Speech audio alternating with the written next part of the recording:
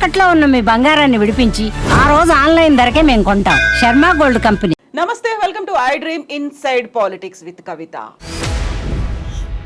అయితే ఇప్పుడు హైడ్రాతో పాటుగా చర్చకు వచ్చినటువంటి మరో అంశం సుప్రీంకోర్టుకి సంబంధించిందే, కవిత బెయిల్కి సంబంధించి. కవిత బెయిల్ ఎలా వచ్చింది, మీరు కుమ్మక్కయ్యారు కాబట్టి కవిత బెయిల్ మీద బయటకు వచ్చింది అనేటువంటి వాదనలు కూడా వచ్చాయి. మనీష్ సిసోడియాకి బెయిల్ ఎట్లా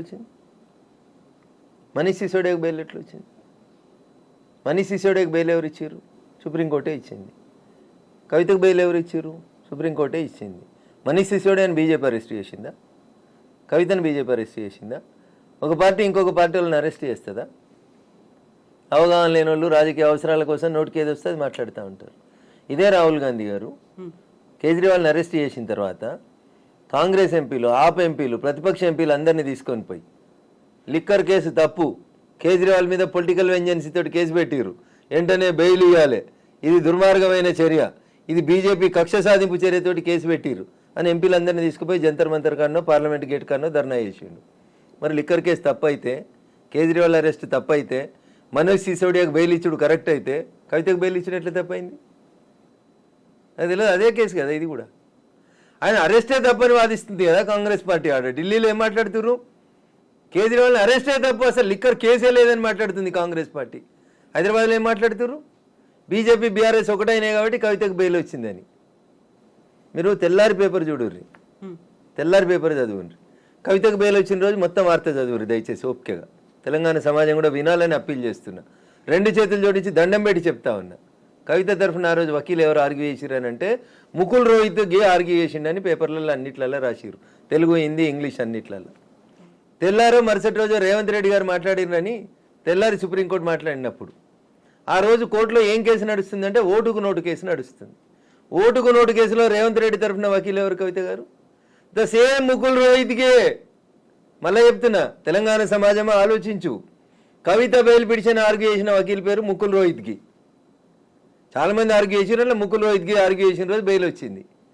2 రోజుల తర్వాత ఓటుకు నోటు కేసు లోపల రేవంత్ రెడ్డి గారి తరఫున ఆర్గ్యూ చేసిన వకీలు ఎవరు? ముకుల్ రోహిత్కి.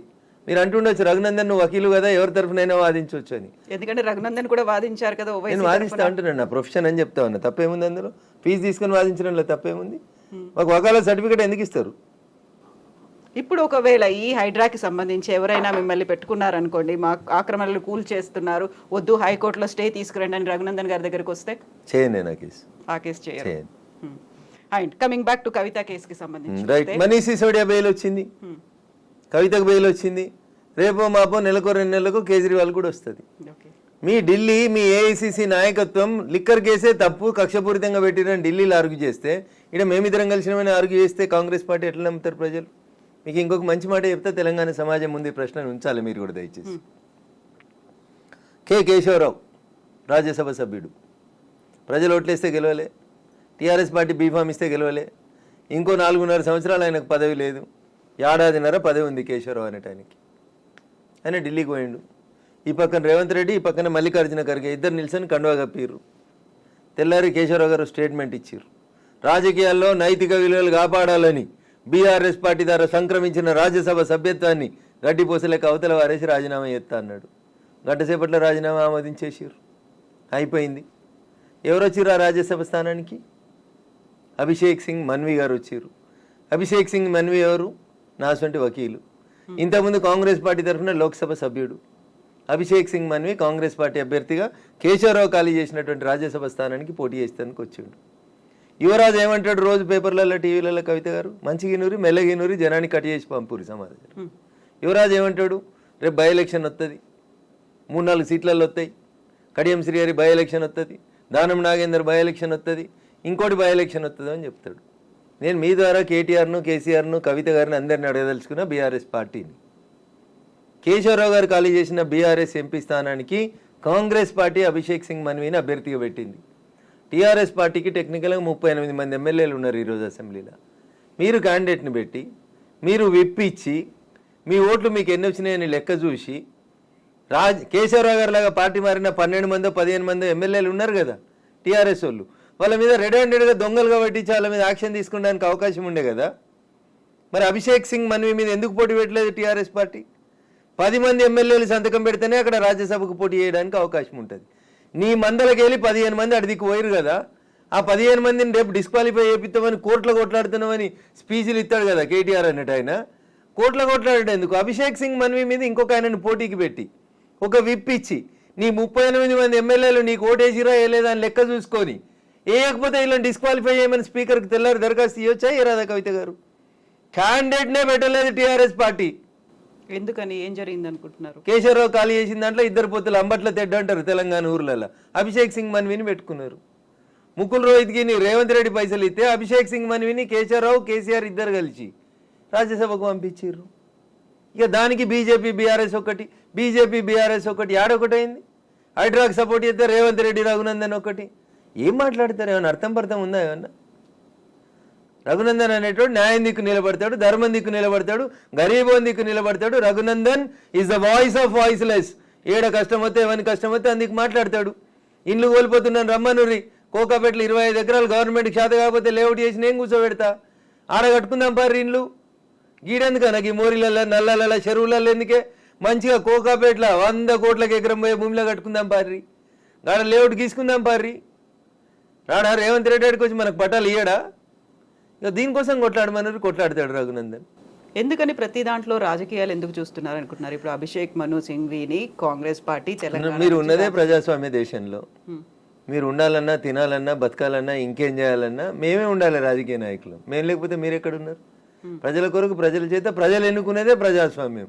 ఆ ప్రజాస్వామ్య దేశంలో బతుకుతుంటూ అన్నిటికీ రాజకీయం వస్తుంది. ఎందుకు వస్తుందంటే రఘునందన్ మాట్లాడిండు, బీజేపీ ఎంపీ ఇట్లా మాట్లాడిండు, ఇంకో ఎంపీ ఇట్లా మాట్లాడిండు, మీరు పెడతారు కదా బ్రేకింగ్లు, అందుకనే వస్తుంది అట్లా. మేము మాట్లాడితే రాజకీయ నాయకులం కదా, ఈ వ్యవస్థ నడిచేదే రాజకీయంతో కదా తల్లి. 4 స్తంభాలు అనుకుంటే ఆ 4 స్తంభాలలో స్తంభం మేమే కదా. మేము మాట్లాడతాం కాబట్టి రాజకీయం అంటారు దాన్ని. అట్లా ఇప్పుడు కవిత కేసులో నెక్స్ట్ ఏం జరుగుతుంది అనుకుంటున్నారు మీరు? నేను జ్యోతిష్కుని కాదు తల్లి, వకీల్ సాబ్ని. వకీల్ సాబే, వకీల్ గానే చెప్పమంటున్నాను. ఆ రోజున్న వకీల్ ఎట్లా ఆర్గ్యూ చేస్తారో ఆ రోజున్న జడ్జికి ఏం అర్థమవుతుంది అనే దాన్ని బట్టి జడ్జిమెంట్ వస్తుంది. సో మీ ఎక్స్పీరియన్స్లో? నేను దాంట్లో ఎక్కడ కేసు కాగితాలు చదవలేదు. నేను కవిత తరఫున వకీల్ని కాదు, మనీష్ సిసోడియా తరఫున అంతకంటే కాదు, కేజ్రీవాల్కి అపియర్ కాలేదు. బట్ కవిత బయటకు వచ్చిన తర్వాత కూడా వినిపించినటువంటి డిఫరెంట్ వెర్షన్స్ని ముందు నుంచి అసలు ఎప్పుడు ఫాలో అవ్వలేదా ఈ కేసుని మీరు? అయినా ఎందుకు ఫాలో కాదు? అడ్వకేట్గా బరాబరి ఫాలో అవుతారు. రాజకీయాలు ఉన్నవాడు బరాబరి ఫాలో అవుతాయి. ఎందుకు ఫాలో కాదు? In what way I'm concerned with Kavitha's bail. Kavitha ఎవరు? లిక్కర్ కేసులో ఒక ముద్దాయి వచ్చి ఫీజు ఇచ్చి నన్ను కేసు చేయమంటే చేద్దునో చేయకపోతునో తర్వాత నాకేం అవసరం? నాకు ఎకడమిక్ ఇంట్రెస్ట్లో నేను చదివిన ఫైలు, దానికి కవిత కేసు తరఫున మాట్లాడాల్సిన అవసరం ఏముంటుంది? ఆమెకు వకీళ్ళు ఉన్నారు, రేవంత్ రెడ్డి గారు పెట్టిన ముకుల్ రోహిత్ గారు ఉన్నారు, కేశవరావు గారు పెట్టినటువంటి అభిషేక్ సింగ్ మన్వి ఉన్నాడు, కేసీఆర్ మాట్లాడుకున్న సోనియమ్మ ఉన్నది. వాళ్ళందరూ ఉన్నాక నా అవసరం ఏముంది తల్లి? బట్ మామూలుగా అబ్జర్వేషన్స్ అనేవి ఉంటాయి. ఉంది కదా, నా అబ్జర్వేషన్ నేను చెప్పిన కదా. కోర్టు బెయిల్ ఇచ్చింది సుప్రీంకోర్టు, దానికి నేను ఎందుకు కామెంట్ చేయాలి? బట్ ఆ కేసు మాత్రం ఇంకా కంటిన్యూ అవుతుంది. చార్జ్ షీట్ వేసిన తర్వాత ట్రయల్ అవుతుంది, చాలా టైం పడుతుంది. ఇప్పుడు రేవంత్ రెడ్డి గారు ఓటుకున్న ట్రయల్ అయితే లేదా? ఇది కూడా గట్లే అవుతుంది. గట్లా ఇలాగే ఏళ్ల తరబడి కొనసాగుతుంది. అట్లే అవుతుంది కదా. ఈ జడ్జిలను అడగాలి మీరు ఈ ప్రశ్న, నన్ను అడిగితే ఎట్లా? నేను ఆ కుర్చీలో కూర్చోలే. నేను జడ్జిలు చెప్పాలి అంటున్నా. ఒక్కో కేసు 10 ఏళ్ళు 20 ఏళ్ళు ఎందుకు సాగుతుందో మా గౌరవ న్యాయమూర్తులు చెప్పాలి. దేశంలో 5 కోట్ల కేసులు ఎందుకు పెండింగ్లు ఉన్నాయో గౌరవ న్యాయమూర్తులు చెప్పాలి కదా. మీకు బాధాకరమైన విషయం చెప్తా కవిత గారు. సిద్దిపేటలో ఒక ఆయనకు కేసు కన్విక్షన్ పడ్డది, పేర్లు చెప్పదు కాబట్టి చెప్తలేను. సిద్దిపేట ప్రాంతంలో ఒక ఆయనకి ఆ జిల్లా కోర్టు లైఫ్ కన్విక్షన్ ఇచ్చింది, యావజ్జీవిత కారాగార శిక్ష ఇచ్చింది. ఆయన నాసంటి వకీల్ని పెట్టుకొని హైకోర్టులో కేసు ఆర్గ్యూ చేసుకున్నాడు. హైకోర్టు కేసును కొట్టేసింది, ఆయన నిర్దోషి అని ప్రకటించేసి జడ్జిమెంట్ ఇచ్చింది. జడ్జిమెంట్ ఇస్తే ఈ జడ్జిమెంట్ కాపీ తీసుకొని కోర్టు వాళ్ళు జైలుకు పోయారు. ఈ జడ్జిమెంట్ కాపీ జైలుకు రీచ్ అయ్యే 3 రోజుల ముందు ఆయన చచ్చిపోయాడు కవిత గారు. ఎలా? ఆరోగ్యం బాగలేదు, చచ్చిపోయాడు. 6 ఏళ్ళు జైలు నుండి చచ్చిపోయాడు కవిత గారు. ఎవరు నష్టపరిహారం ఎవరు ఇస్తారా కుటుంబానికి? కింది కోర్టు శిక్ష వేసింది, పై కోర్టు 4 రోజులలో తీర్పు చెప్తే అయిపోతుంటుండే కదా. ఈయన 6 ఏళ్ళు భార్య పిల్లలతో ఉండేటోడు కదా. 6 ఏళ్ళు ఆయన జైలు ఉన్న తర్వాత కేసీని నువ్వు జడ్జిమెంట్ ఇచ్చినావు. ఏం న్యాయం జరిగింది మీ లాట్ అని అడుగుతున్నా నేను, పేదోని గొంతుకగా. జరగాలనా వద్దా? ఆ భార్య పిల్లలు ఎవడు అడుగుతాడు? మీకు ఇంకా దరిద్రం చెప్తా. ఆయన జైలు ఉన్నప్పుడు పనిచేస్తే ఆయనకు జీతం ఇచ్చారు. ఆయన చచ్చిపోయాక జీతం పైసలు డీడీఓ చెక్కో ఇంటికి పోయింది. ఇంటికి పోతే ఆ పోస్ట్ మ్యాన్ ఏమంటాడో తెలుసా? ఈ పేరున్న ఆయన లేడు కాబట్టి ఈ చెక్కు వాపసు పోతుంది అంటాడు. అంటే ఇప్పుడు ఈయన చచ్చిపోయినా మళ్ళీ తీసుకురావాలి నా చెక్కు కోసం. ఇది మన వ్యవస్థలో ఉన్నటువంటి లోపాలు ఇవి. వీటిని సరిదిద్దాలని నా అసంటి వాళ్ళు గొంతెత్తుతున్నాం కదా. Justice delayed is justice denied అనే మాట మనం ఎప్పటి నుంచో ఈ కేసులో ఇది ప్రత్యక్షంగా 4 రోజుల క్రితం అన్ని పేపర్లలో రిపోర్ట్ అయింది. ఒక్కరు కూడా మాట్లాడరు దీంట్లో. ఒక పేపర్ మాట్లాడేది, ఒక టీవీ ఛానల్ మాట్లాడేది. ఒక వ్యక్తి దోషి అని చెప్పి యావజ్జీవిత కారాగార శిక్ష చేసినటువంటి వ్యక్తి 6 సంవత్సరాలు జైల్లో ఉన్న తర్వాత ఆయన నిర్దోషి అని హైకోర్టు కేసు కొట్టేసింది. దురదృష్టం 3 రోజుల ముందు చచ్చిపోయింది ఆయన. ఆ భార్య బిడ్డలకు ఎవరు సమాధానం చెప్తారో చెప్పుర్రి. తప్పెవరిదంటారు ఇందులో? చెప్పురు, మీరే చెప్పుర్రి. నేను మీ అంత చదువుకోలే కదా, చెప్పురు ఎవరి తప్పు? మీరే అన్నారు కదా జస్టిస్ డిలేడ్ ఈజ్ డినైడ్ అని. 6 ఏళ్ల బదులు ఈ కేసుని 6 నెలల్లో ఒకవేళ అప్పీల్ కోర్టు వినుండి ఉంటే, ఆయన నిర్దేశాన్ని అదే రోజు ప్రకటించి ఉంటే భార్య పిల్లలతో 5.5 ఏళ్ళు కలిసి ఉండేటోడు కదా. ఇట్లాంటి వాళ్ళు ఎన్ని లక్షల మంది ఉన్నారనుకుంటున్నారు దేశంలో? 5 కోట్ల కేసులు పెండింగ్ లో పెట్టింది కదా కోర్టులో. దేశంలో ఉన్నటువంటి అన్ని న్యాయస్థానాలలో 5 కోట్ల కేసులు పెండింగ్ ఉన్నాయి. నేను 2 చేతులు జోడించి మా గౌరవ న్యాయమూర్తులందరికీ కూడా మిలాడ్ అని చెప్తాం, ఓ కనబడే దేవుడా అని చెప్తాం. అయ్యా కనబడే దేవుళ్ళారా ఇట్లాంటివి డిస్పోజ్ చేయండి అంటున్నా, మాట్లాడుండ్రి అంటున్నా. మాట్లాడక మౌనమునులాగా ఉంటే, మౌనంగా ఉన్నటువంటి ఒక మేధావి యొక్క మౌనం ఈ దేశానికి దరిద్రం చేస్తుంది. అరే మీరు పెద్ద పెద్ద చదువుకున్న వాళ్ళు మిలాడ్ అంటున్నాం మేము మిమ్మల్ని. మిలాడ్ ఓ కనబడే దేవుడా అంటున్నాం. ఆ కనబడని దేవుడు న్యాయం చేస్తాడో ఏడగారు, ఈ కనబడే దేవుడిని న్యాయం చేయమని అడుగుతున్నాం కదా. చెరువులు కుంటలు కబ్జా చేసిన వాళ్ళని ఉరి తీయాలని చెప్పారు కదా జడ్జిలు. స్టే ఎట్లా ఇస్తారు? స్టేటస్ కో ఎట్లా ఇస్తారు? ఇప్పుడు 5 కోట్ల కేసులు అంటే ఒక రాష్ట్ర జనాభా కంటే చాలా ఎక్కువ. అన్ని కేసులు అందులో ఉన్నారంటే అంతమంది బాధితులు కూడా ఉన్నారు, వాళ్ళ ఫ్యామిలీ. ఎన్నడన్నా మాట్లాడారు కవిత గారు ఈ దేశంలో? ఏ పేపర్ అన్న టీవీ అన్న మాట్లాడుతుంది? ఎందుకని బయటికి రావు ఇవన్నీ? అంటే కోర్టుల గురించి మాట్లాడితే ఏదో అవుతుందని భయపడతారు అట్లా. ఖచ్చితంగా కదా. ఎక్కడో ఒక్క అడుగుతోటి మొదలు పెట్టాలి. అది నేను మొదలు పెట్టాలనుకున్నా, మొదలు పెడతా ఉన్నా. మాట్లాడాలి కదా ఎవరో ఒకరు. ఈ గొంతే కదా అందాక వినబడాల్సింది కోర్టుల దాకా. అందుకనే మాట్లాడుతా ఉన్నా. చట్టం తెలిసిన ఒక వ్యక్తిగా మాట్లాడుతా ఉన్నా. శిక్ష పడితే నాకు ఒక్కరికి పడనీరు, కానీ ఎవరికైనా న్యాయం జరగాలి కదా. కోర్టు ధిక్కారం కింద వస్తుంది. ఇది కోర్టు ధిక్కారం. నేను ఎందుకు ఎవరన్నా జడ్జిని నేను ఏమన్నా పేరు పెట్టి తిట్టినా? ఇప్పుడు వ్యక్తిగతంగా మాట్లాడినా, జడ్జిమెంట్ మీద మాట్లాడినా? మా సిద్దిపేట నా పార్లమెంట్లో నా ఓటర్ ఒకటికి అన్యాయం జరిగింది, నేను మాట్లాడకపోతే ఎంపీ ఎవరు మాట్లాడతారు? కవిత గారు బరాబర్ నేనే మాట్లాడతా. పంపని జైలుకి ఏమవుతుంది? పంపని తల్లి, భయపడేది ఏముంటుంది? ఇంత 5 కోట్ల కేసులు పెండింగ్ లో ఉన్నాయి అనుకున్నప్పుడు ఫాస్ట్ ట్రాక్ కోర్టులు రావాలి, ఇంకేదో ఫ్యామిలీ కోర్టు రావాలి. వచ్చినాయి, ఫ్యామిలీ కోర్టు వచ్చింది, ఫాస్ట్ ట్రాక్ కోర్టు వచ్చింది, అన్ని సరిపోవట్లేదా ఇవన్నీ? సో ఓపెన్ గా చట్టం తెలిసినటువంటి ఒక వ్యక్తిగా కోర్టుల గురించి ఈడ మాట్లాడడం కరెక్ట్ కాదేమో కవిత గారు. ప్లాట్ఫామ్ వచ్చినప్పుడు తప్పకుండా మాట్లాడతారు. సాధ్యమైనంత స్పీడీగా జస్టిస్ రావాలి. మీకు ఒక ఉదాహరణ చెప్తా తల్లి. ట్రంప్ అమెరికా అధ్యక్షుడు ఉన్నప్పుడు లైంగిక ఆరోపణలు వచ్చినాయి, లేదా బిల్ క్లింటన్ ఉన్నప్పుడు వచ్చినాయి అనుకోండి. అమెరికాలో ఆయన అధ్యక్షుడు ఉన్నప్పుడే ట్రయల్ అయిపోతుంది, కేసు అక్విటల్ అని అవుతుంది, కన్విక్షన్ అని అవుతుంది. ఈ దేశంలో ఒక్క కేసు అన్నట్లు అయిందా కవిత గారు? రేవంత్ రెడ్డి గారు ఓటుకు నోటు కేసు ఎప్పటి తల్లి? 2015-16. ఇలా ఏడున్నాం, 24లో ఉన్నాం. ఇంకెప్పుడు అవుతుంది అది? మీ పిల్లలు పెద్దోళ్ళ స్కూల్ కోడ్ అందే కాలేజీకి పోయినాక అవుతుంది అది. ఈ మాట్లాడాలా వద్దా? నేను మాట్లాడొద్దా? నిజంగా మాట్లాడుతున్నాను. మరి మాట్లాడితే బాధ ఎందుకు?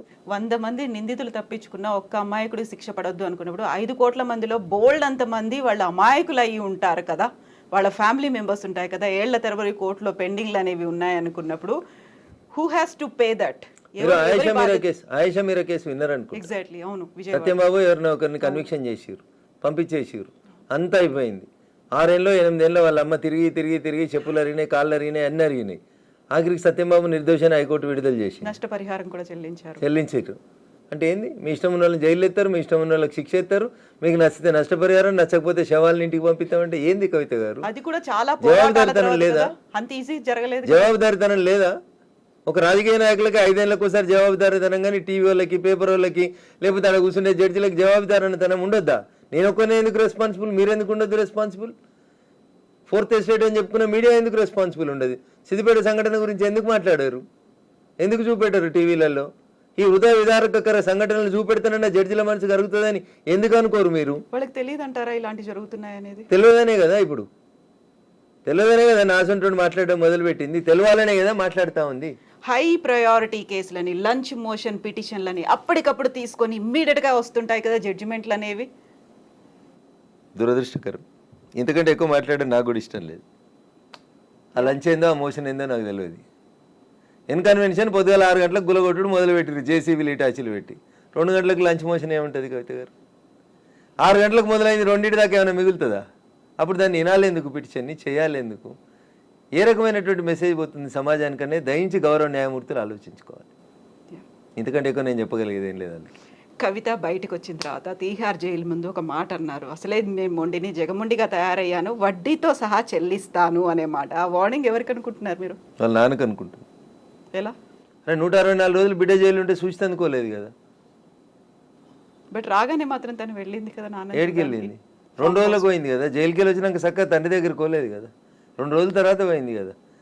బిడ్డ తండ్రి దగ్గరికి పోయింది, తండ్రి బిడ్డ దగ్గరికి రాలేదు చూసేందుకు. బహుశా నాకు అర్థమైంది కేసీఆర్ మీద అన్నదని అర్థమైంది నాకు. మీకేమైనా అర్థమైతే చెప్పు. డాటర్ ఆఫ్ ఎ ఫైటర్ అనేది, ఆ తర్వాత టైగర్ ఈజ్ బ్యాక్ అనేది, ఇవన్నీ కూడా నినాదాలు, ఒక పెద్ద ఎత్తున క్యాంపెయినింగ్, ర్యాలీలు అనేవి కనిపించాయి ఆ రోజు. కవిత రాజకీయ నాయకురాలు కాబట్టి ప్రతి ఇష్యూని రాజకీయం చేయాలనుకుంటుంది. జైలుకు వచ్చిన వాళ్ళు అందరూ ముఖ్యమంత్రులు అవుతారని ఆశ ఆమెకి ఏమైనా జైల్లో జ్ఞానోదయం అయిందేమో నాకు తెలియదు. ఆ సెంటిమెంట్ ఉన్నట్టుంది కదా. అదే నేను అందుకని ఏమైనా జ్ఞానోదయం అయిందేమో అని అనుకుంటున్నా కవితమ్మకు. ఆ కవితను పోయి ఈ కవిత ఇంటర్వ్యూ చేసినప్పుడు అడుగుర్రి ప్రశ్న, అప్పుడు ఏమైనా సమాధానం వస్తేమో చూద్దాం. సో జగమొండిగా తయారైంది కాబట్టి ఇంకా ఎక్కువ ఫైట్. వారు మొండి అయితేంది జగమొండి అయితేంది తల్లి, వారి గురించి నాకెందుకు? మా పార్టీ ఆమె కాదు, మా నాయకురాలు కాదు, నేను ఎందుకు మాట్లాడాలి ఆమె గురించి? ఆమె కష్టాలు ఏదో ఆమె పడుతుంది, పీతే కష్టాలు పీస్తాయి. నాకెందుకు తల్లి ఆమె కష్టాలు? నాకెందుకు బాధ? In what way I'm concern. బీజేపీకి కవిత అరెస్ట్కి సంబంధం ఏంది? అదే కదా ప్రధాన ఆరోపణ. ఎవరి ఆరోపణ? ఆడలేక మధ్యలో ఓడింది అన్నట్టు ఉంది. చేసిన దందా, బ్యాంక్ అకౌంట్లు, సెల్ ఫోన్లు, వాటి ఫార్మెట్లు మార్చడు అన్నీ జనమంతా ప్రపంచం అంతా చూసిరు కదా. పసలేని కేసు, కక్ష గట్టి లోపల వేశారు అనేది పుట్టని సిబిఐ వాళ్ళతో మాట్లాడుకొని, ఈడీ వాళ్ళతో మాట్లాడుకొని మాకేం సంబంధం చెప్పు. సిబిఐ ఏమైనా నరేంద్ర మోడీ గారు వచ్చిన తర్వాత ఈ దేశంలో వచ్చిన వ్యవస్థనా? కాదు కదా.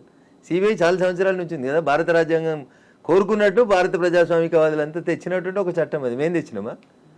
మాకంటే ముందున కాంగ్రెస్ వాళ్ళే తెచ్చిరు కదా దాన్ని. దానికి మాకేం సంబంధం? ఎవరి పనాలు చేసుకోవాలంటారు కదా, వాళ్ళ పనాలు చేసుకోరు. ఎస్ రఘునందర్ గారు, థ్యాంక్ యూ సో మచ్ అండి. మళ్ళీ మనం మాట్లాడుకుందాం, బోల్డని విషయాలు ఉన్నాయి కాబట్టి. Thank you.